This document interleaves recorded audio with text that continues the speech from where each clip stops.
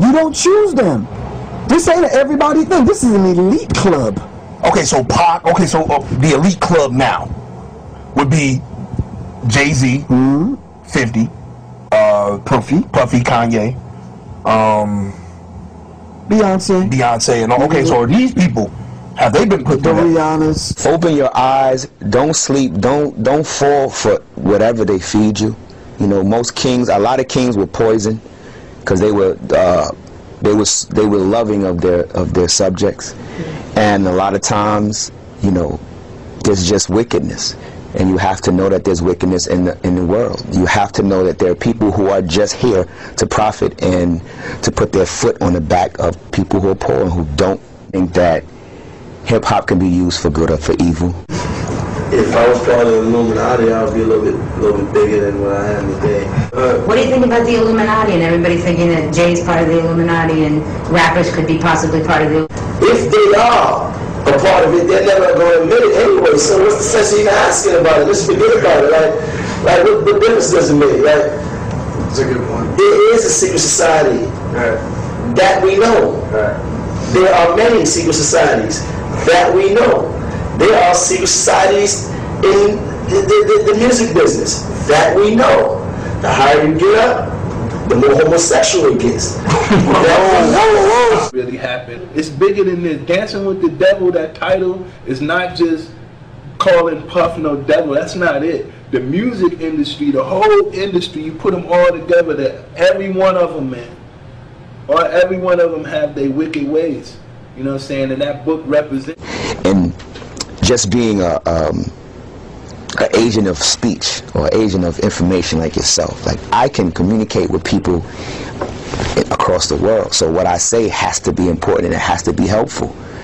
It has to be, unless I'm just an agent for destruction. And then I probably need to be with the rest of the spies and everybody else is trying to blow up.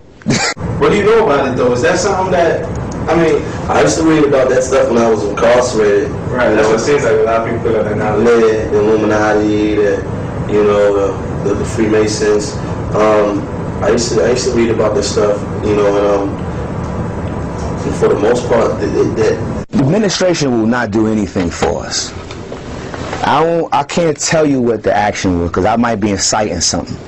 What I would say is that our ability to connect with each other is the power that the government can't control, and they're working very strongly on controlling it. Even I'm saying, like, in the music industry, you have, look at the trends, right? If you follow what's going on in trends,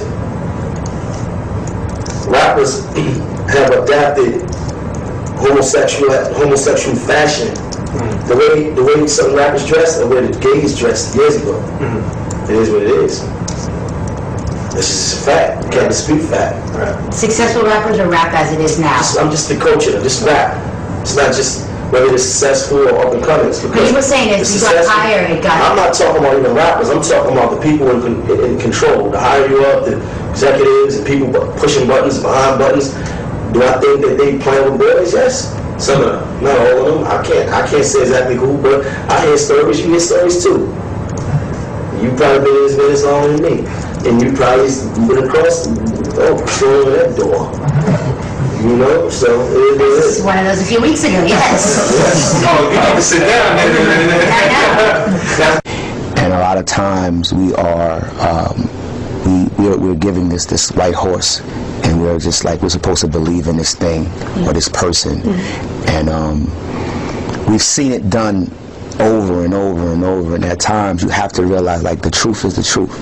You know, like we're all human beings and we all have responsibilities, but I think that no one human being can save the world. He rejected the whole ritual thing. He's like, no. He was losing his mind for a minute, hanging a baby out of the window because he was wrestling with it.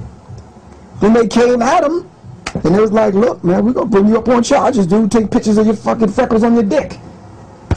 You understand what I'm saying? At that point, we were already like, the hell with Michael Jackson.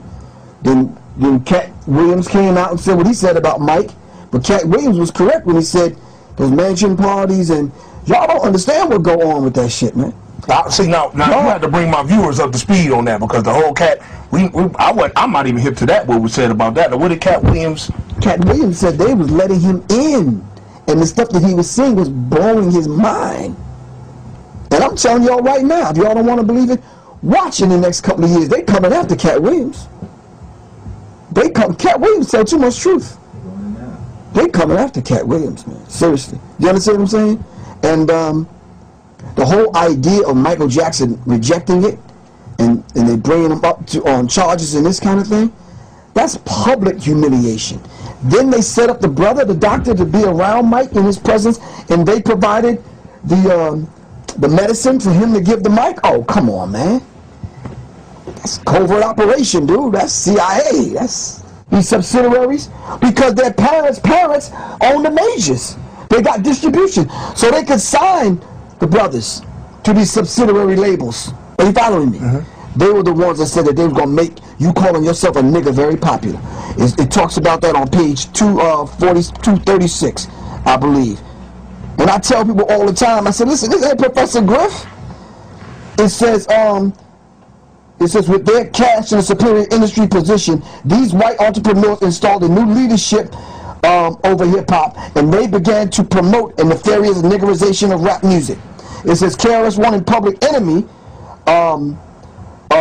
with the message that KRS-One and Public Enemy, they said we were reaching the masses of young black people. And then NWA niggas with attitudes would be paid off and put in a position where they would neutralize Public Enemy and brothers like KRS-One. And then came the gangster rap, thugging, balling, now pimping.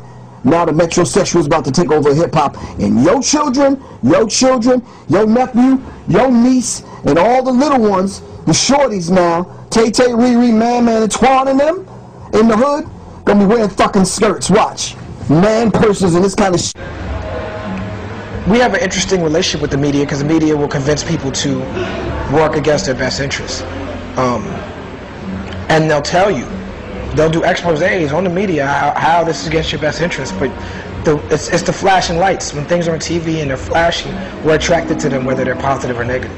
Do you see your role as I'm a part of the media. What I do is media-based.